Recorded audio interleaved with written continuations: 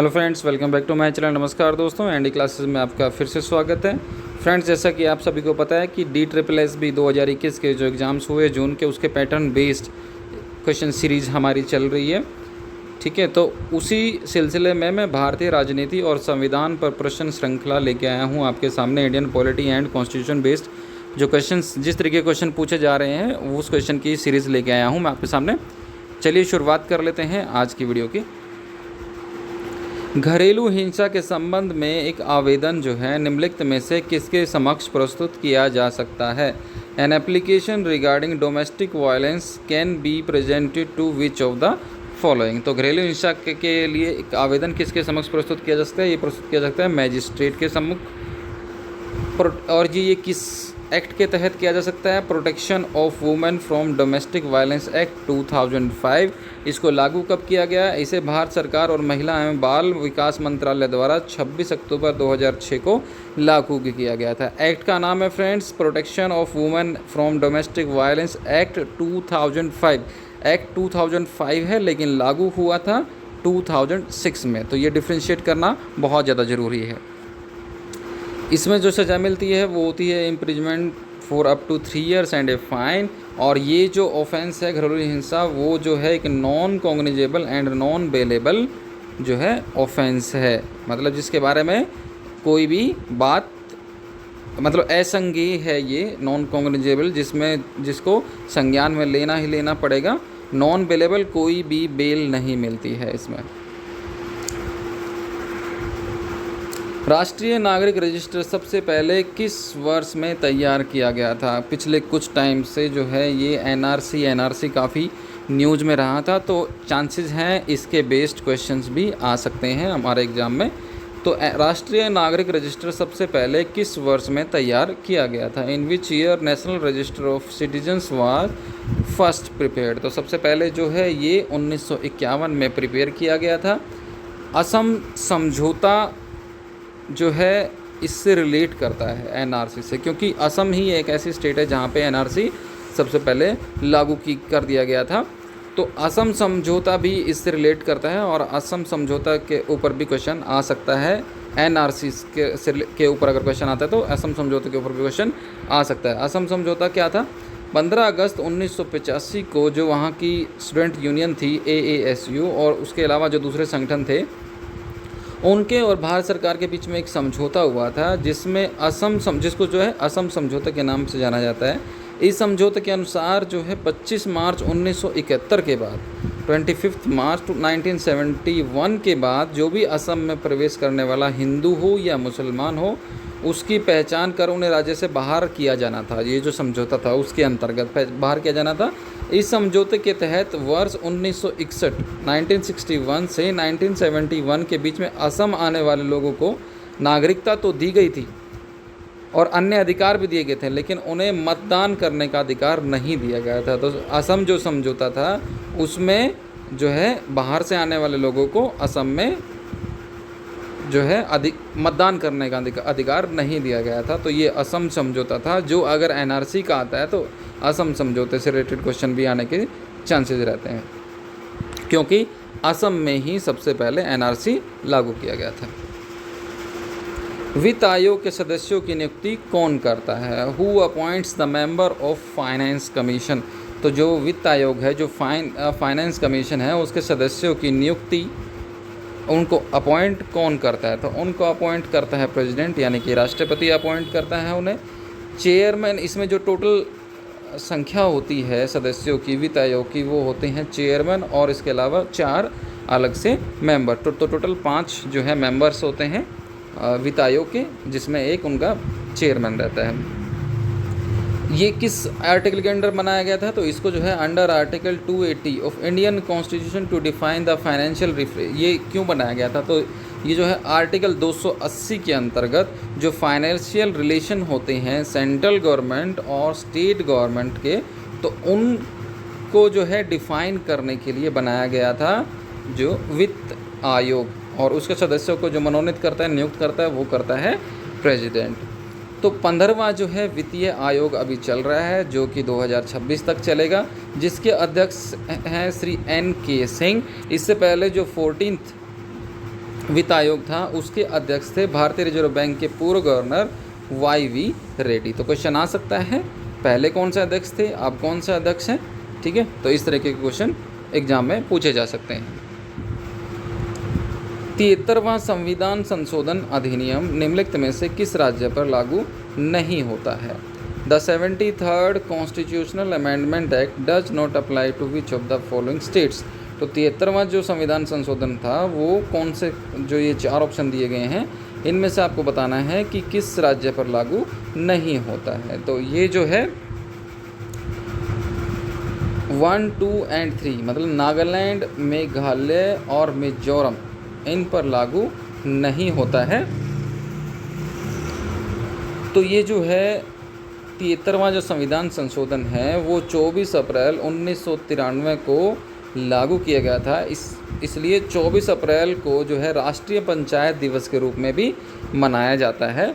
और संविधान के भाग 9 के अंतर्गत पंचायत व 9A के अंतर्गत नगरपालिका या फिर सेल्फ गवर्नमेंट जिसको कहते हैं अपनी सरकार का प्रावधान किया गया था, जो कि नागालैंड, मेघालय और मिजोरम पर लागू नहीं होता है। बाकी पूरे भारत में जो है इससे पहले पंचायती राज जैसा कोई सिस्टम नहीं था।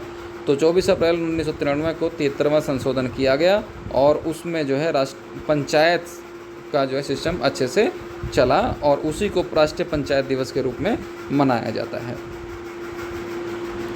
जनजातीय मामलों के मंत्री की नियुक्ति राज्यपाल किन राज्यों में करता है? In which states the governor appoints the tribal affair minister. तो जनजातीय मामलों के जो मंत्री हैं उनकी नियुक्ति राज्यपाल किन राज्यों में करता है? तो वो जो है छत्तीसगढ़ और झारखंड में करता है जनजातीय मामलों के मंत्री की नियुक्ति। और ये जो है आर्टिकल 164 है इंडियन कॉन्स्टिट्यूशन में, उसके अंतर्गत किया जाता है। किस अनुच्छेद में कहा गया है कि राज्यपाल की सहायता और सलाह देने के लिए मुख्यमंत्री के साथ एक मंत्री परिषद होनी चाहिए?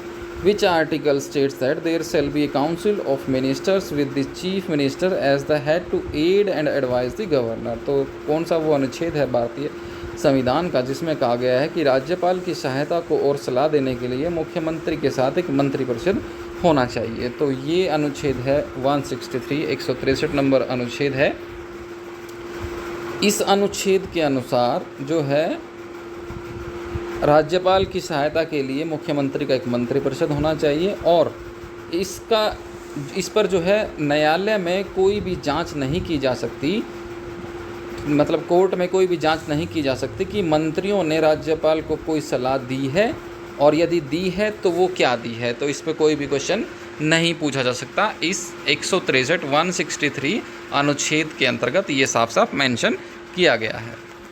फ्रेंड्स, अगर आपको वीडियो पसंद आ रही है तो लाइक ज़रूर करिएगा और शेयर करना मत भूलिएगा। और अगर आप हमारे चैनल पर नए हैं, पहली बार हमारी वीडियो देख रहे हैं, तो चैनल को सब्सक्राइब जरूर कर लीजिएगा और बेल आइकन को प्रेस करना मत भूलिएगा, क्योंकि जैसे ही हम कोई वीडियो अपलोड करेंगे आपके पास उसकी नोटिफिकेशन तुरंत पहुंच जाएगी अगर आपने बेल आइकन प्रेस किया हुआ है। सेकेंडली, मैं बात करना चाह रहा था, मेरे पास मैसेजेस आ रहे थे कि टेलीग्राम पे ग्रुप होना चाहिए ताकि अगर कोई इन्फॉर्मेशन डे टाइम में मिलती है तो वो तुरंत जो है सभी लोगों के पास पहुंच जाए। तो इसी सिलसिले में मैंने एक टेलीग्राम का ग्रुप बनाया है, क्योंकि कभी कभी मेरे को भी लगता है कि कोई चीज़ें मुझे दिन में पता होती है लेकिन जब मैं वीडियो बना रहा होता हूँ, अपलोड कर रहा होता हूँ तो भूल जाता हूँ। तो ये जो है ह्यूमन का माइंड की एक कैपेबिलिटी कह लीजिए कि कैपेबिलिटी कम रहती है या कुछ भी ज़्यादा रहती है, कुछ भी कह सकते हैं उसको। तो मैंने भी यही सोचा है कि ठीक है, एक जो है टेलीग्राम ग्रुप बना लिया जाता है, उसमें आप लोग जो है कमेंट सिर्फ मुझे भेज सकेंगे, आप लोग कमेंट नहीं कर पाएंगे और मैं उस कमेंट का आंसर जो है ग्रुप में दे दिया करूँगा। ठीक है, नेक्स्ट क्वेश्चन लेते हैं। संसद के किस अधिनियम ने जम्मू और कश्मीर विधान परिषद को समाप्त कर दिया था?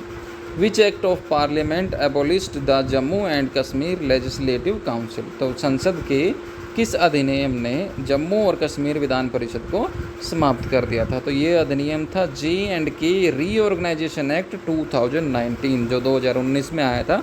Jammu and Kashmir reorganisation act, जिसने कि जम्मू कश्मीर की विधान परिषद लेजिस्लेटिव काउंसिल को समाप्त कर दिया था। इसमें इस जो ये अधिनियम आया था इसके अंतर्गत जो है जम्मू कश्मीर को दो यूनियन टेरिटरी में डिवाइड कर दिया था, Jammu and Kashmir and Ladakh. Writ जारी करने की उच्च न्यायालय की शक्ति निम्नलिखित में से किसके अंतर्गत आती है? The power of high court to issue writs comes under which of the following. तो रिट जारी करने की जो उच्च न्यायालय हाई कोर्ट जो शक्ति है, जो कैपेबिलिटी है, वो निम्नलिखित में से किसके अंतर्गत आती है? तो वो जो है एक संवैधानिक अधिकार के रूप में आती है, कॉन्स्टिट्यूशनल राइट के रूप में आती है। तो जो टोटल हमें अधिकार मिले हुए हैं, मैंने सोचा कि इस वीडियो में उनको भी इंक्लूड कर लेते हैं। ये जो क्वेश्चन आ गया था, संवैधानिक अधिकार अगर आ गया था तो बाकी अधिकारों को भी इंक्लूड कर लेते हैं इस क्वेश्चन में। तो समता का अधिकार है वो जो है अनुच्छेद 14 और 18 14 एंड 18 में है। स्वतंत्रता का अधिकार अनुच्छेद 19 और 22 में है। शोषण के विरुद्ध अधिकार अनुच्छेद 23 और 24 में है। धार्मिक स्वतंत्रता का अधिकार अनुच्छेद 25 और 28 में है। संस्कृति और शिक्षा संबंधी अधिकार अनुच्छेद 29 और 30 में है। तो रिट जारी करने की जो उच्च न्यायालय की शक्ति होती है वो संवैधानिक अधिकार कॉन्स्टिट्यूशनल राइट्स के अंदर आती है। संवैधानिक उपचारों का अधिकार अनुच्छेद 32। ये अधिकार संवैधानिक अधिकार होना चाहिए, बाय मिस्टेक ये उपचार लिखा गया है, इसको इग्नोर कीजिएगा। संविधान अधिकारों का जो अधिकार है वो अनुच्छेद 32 में होना चाहिए।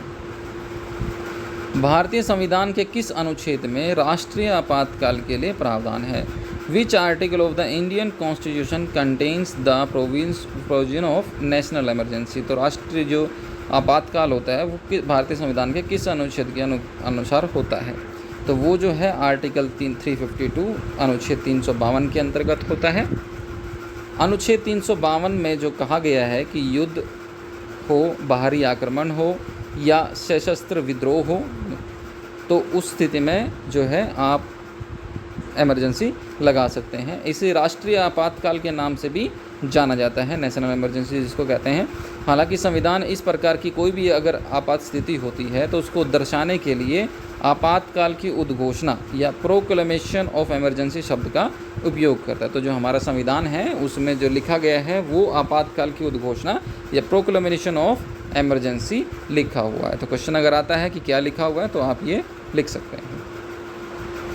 किसने कहा है कि आपातकालीन वित्तीय प्रावधान राज्यों की वित्तीय स्वायत्तता के लिए एक गंभीर खतरा है?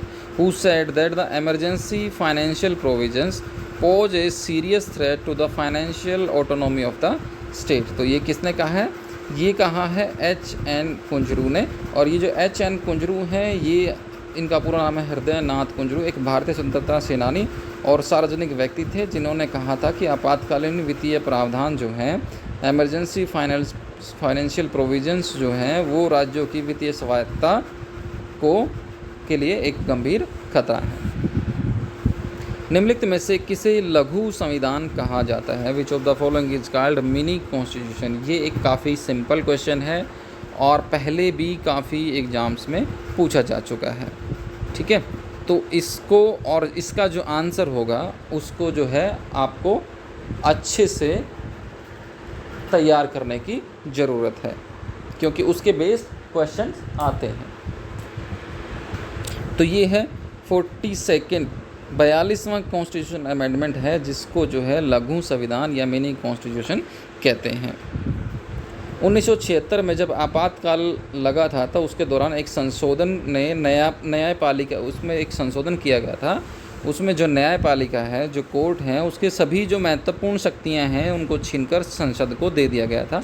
इस संशोधन में किसी भी आधार पर संसद के फैसले को न्यायालय में चुनौती नहीं दी जा सकती थी। वो हुआ था 42वें कॉन्स्टिट्यूशनल अमेंडमेंट के तहत, जो कि 1976 में हुआ था, जिसी को लघु संविधान या मिनी कॉन्स्टिट्यूशन कहते हैं। निम्नलिखित में से कौन सा अनुच्छेद राष्ट्रीय आपातकाल के दौरान निरर्थक नहीं हो सकता? Which of the following articles can not be null during the national emergency. तो कौन सा अनुच्छेद है जिसको नेशनल इमरजेंसी लगी हो तब भी ख़त्म नहीं किया जा सकता? तो वो है आर्टिकल 20 और 21। तो आर्टिकल 21 कहता है कि किसी भी व्यक्ति को विधि द्वारा स्थापित प्रक्रिया के अतिरिक्त उसके जीवन और व्यक्तित्व स्वतंत्राधिकार से वंचित नहीं किया जा सकता। और आर्टिकल 20 अनुच्छेद 20 कहता है अपराधों के लिए दोषी के संबंध में संरक्षण प्रदान करता है। यह संरक्षण भारतीय नागरिकों तथा गैर नागरिकों सभी को प्राप्त होता है, जिसके अनुसार किसी भी व्यक्ति को एक ही अपराध के लिए एक बार से अधिक बार दंडित नहीं किया जा सकता। तो वो जो है अनुच्छेद जो है 20 और 21 हैं, जिनको आपातकालीन के दौरान भी निरर्थक नल नहीं किया जा सकता।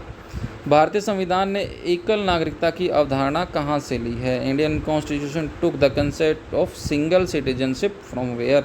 तो भारतीय संविधान में जो है एकल नागरिकता की अवधारणा कहाँ से ली है? तो ये ली गई है यूके मतलब कि यूनाइटेड किंगडम, इंग्लैंड से ली गई है भारतीय संविधान ने एकल नागरिकता की अवधारणा। What is true about NRC? हमने शुरुआत में भी एक एनआरसी का क्वेश्चन लिया था, फिर से एक एनआरसी का क्वेश्चन आ गया है, क्योंकि काफ़ी इंपॉर्टेंट टॉपिक है और क्वेश्चन आने की संभावना है। तो what is true about NRC? NRC के संबंध में क्या सच है? It is register prepared after the census of 1951। अगर आपने शुरुआत में वीडियो ध्यान से देखी होगी तो आपको पता होगा कि क्या ये सही है या गलत है। तो ये एक रजिस्टर, ये कहता है कि एक रजिस्टर है जो कि 1951 की जनगणना के बाद बनाया गया। It holds the data of each village house hold and was published in 1951 में। मतलब इसके पास सभी जो गांव और हाउस होल्ड हैं उनका डाटा रहता है। और NRC along with the erectile role, NRC जो है वो erectile role of 1971 is called legacy data. मतलब एनआरसी का डाटा और इलेक्ट्रल रोल जो 1971 का डाटा था, सबको मिला के लेगेसी डाटा कहा जाता है। तो इसमें से एनआरसी के बारे में सच क्या है? तो एनआरसी के बारे में ये सभी सच हैं। जस सोली किस्म की नागरिकता का विचार किस समिति ने दिया था? विच committee gave the idea of जस सोली काइंड ऑफ सिटीजनशिप? तो जस सोली जो है एक तरह की सिटीजनशिप होती है, इसके बारे में हम अभी पढ़ते हैं। तो इसको वैसे दिया था मोतीलाल नेहरू कमेटी ने 1928 में। ये जो है विचार दिया गया था जस सोली किस्म की नागरिकता का विचार। और इसको जो है जस सोली जो होती है वो होती है जन्म स्थान के आधार पर नागरिकता प्रदान करना।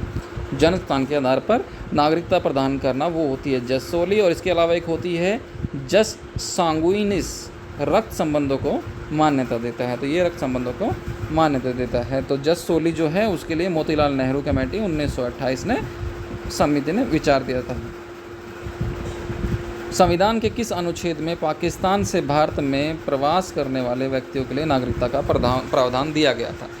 विच article of the Indian constitution contains the provisions of citizenship to persons migrated to India from Pakistan? जो पाकिस्तान से जब इंडिया में आए थे, जब आज़ादी मिली थी और बाइफर्केशन हुआ था इंडिया का, तो उस टाइम कौन सा वो आर्टिकल था जिसके तहत नागरिकता दी गई थी? तो वो था आर्टिकल 6। नागरिकता संशोधन विधेयक संसद द्वारा कब पारित किया गया था? When was the citizenship amendment bill passed by the parliament? तो पार्लियामेंट के द्वारा कब जो है नागरिकता संशोधन विधेयक पास किया गया था? तो ये पास किया गया था 2019 में। और डेट थी 11 दिसंबर 2019 जब इसको पास किया गया था।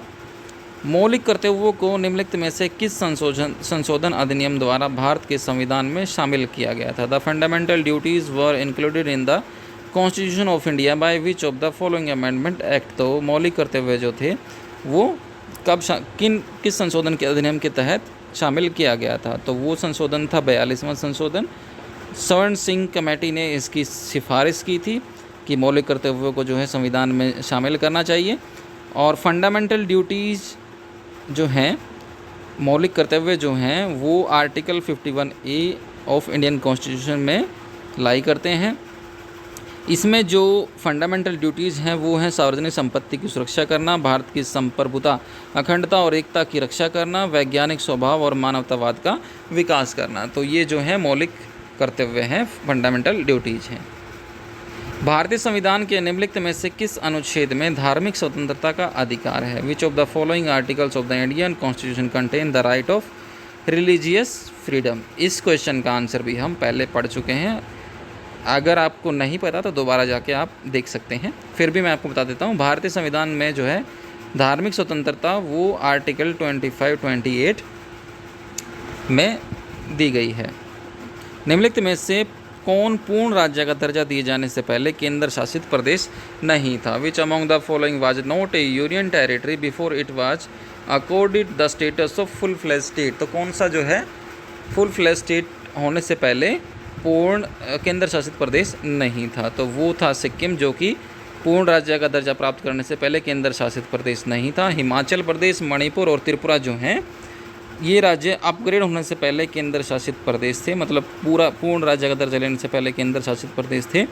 सिक्किम जो है भारत में एक पूर्ण राज्य के रूप में ही प्रवेश किया गया था सिक्किम, और इसको जो है मई 16, 1975 में किया गया था। अब आपका क्वेश्चन जो मैं हर वीडियो में आपसे पूछता हूँ कि कौन से अमेंडमेंट के तहत सिक्किम को इंडिया में शामिल किया गया था, कौन से अमेंडमेंट के तहत सिक्किम को इंडिया में शामिल किया गया था, तो आप जो है कमेंट बॉक्स में लिख के बता सकते हैं। ब्रिटिश भारत के दौरान किस अधिनियम ने राष्ट्रपति को अध्यादेश जारी करने की शक्ति दी थी? Which act during British India gave the power to president to issue ordinances. तो ब्रिटिश भारत के दौरान जो है राष्ट्रपति को अध्यादेश जारी करने की शक्ति दी थी गवर्नमेंट ऑफ इंडिया एक्ट 1935, 1935।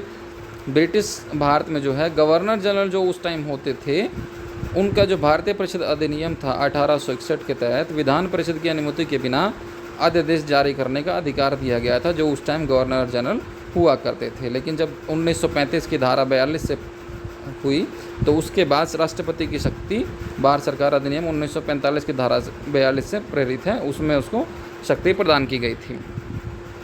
कौन सा अधिनियम ईस्ट इंडिया कंपनी के वाणिज्यिक और राजनीतिक कार्यों के बीच स्पष्ट रूप से अंतर करता है? Which act clearly distinguished between the commercial and political functions of the east India company. तो ईस्ट इंडिया कंपनी के जो वाणिज्यिक, कमर्शियल और राजनीतिक पॉलिटिकल फंक्शंस हैं उनमें कौन डिफ्रेंशिएट करता है? वो डिफ्रेंशिएट करता है Pitt's India act of 1784, Pitt's Indian act 1784। न्यायिक गतिशीलता के लिए दूसरा शब्द क्या है, मतलब इसका सिनोनिम्स क्या है? What is the other term of judicial dynamism? तो वो है जुडिशियल एक्टिविज्म या न्यायिक सक्रियता जिसको कहते हैं। न्यायिक गतिशीलता का मतलब होता है न्यायिक सक्रियता, और न्यायिक संयम के विपरीत है। न्यायिक ये तो है कि गतिशीलता जो है संयम करके विपरीत हमेशा होती है। न्यायिक संयम का अर्थ है नगरपालिका द्वारा प्रयोग किए जाने वाला आत्मनियंत्रण, मतलब किसी काम को करने के लिए आत्मनियंत्रण। दूसरी ओर न्यायिक सक्रियता होती है नागरिकों के अधिकारों की रक्षा के लिए न्यायपालिका द्वारा किया गया सक्रिय भूमिका। तो न्यायिक गतिशीलता का दूसरा अर्थ है न्यायिक सक्रियता। कंपनी चाय व्यापार को छोड़कर निम्नलिखित में से किस अधिनियम द्वारा ईस्ट इंडिया भारत के साथ व्यापार के एकाधिकार से वंचित थी? The east India company was deprived of monopoly of trade with India accept T trade by which among the following. तो सिर्फ टी ट्रेडिंग को छोड़ के बाकी सभी अधिकारों से वंचित थी, एकाधिकार नहीं मिल पा रहा था। तो वो किस एक्ट के वो था? The charter act 1813, 1813। 1813 के चार्टर एक्ट ने भारत में ईस्ट इंडिया कंपनी के एकाधिकार को समाप्त कर दिया था। तो ये सभी वीडियो जो मैं आपको बताता रहता हूँ, ये सभी वीडियोज़ मेरे चैनल पे अवेलेबल हैं। DSSB, PVS, pedagogy, science psychology, current affair, general awareness, reasoning aptitude, Haryana GK और कॉम्पिटिटिव एग्जाम्स जो होते हैं उन सभी के लिए वीडियोज़ मेरे चैनल पे अवेलेबल हैं, चाहे तो आप देख सकते हैं। ठीक है फ्रेंड्स, तो ये कुछ क्वेश्चंस का सेट था। अगर आपको वीडियो पसंद आई हो तो लाइक जरूर करिएगा, शेयर सब्सक्राइब करना मत भूलिएगा। फेसबुक पर भी अवेलेबल है, हमारा जो है फेसबुक पेज भी अवेलेबल है, और आज से जो है टेलीग्राम पेज भी अवेलेबल है। आप वीडियो के डिस्क्रिप्शन में आपको लिंक मिल जाएगा। थैंक्स फॉर वॉचिंग, बने रहिए मेरे साथ, ऐसे ही वीडियो आती रहेंगी।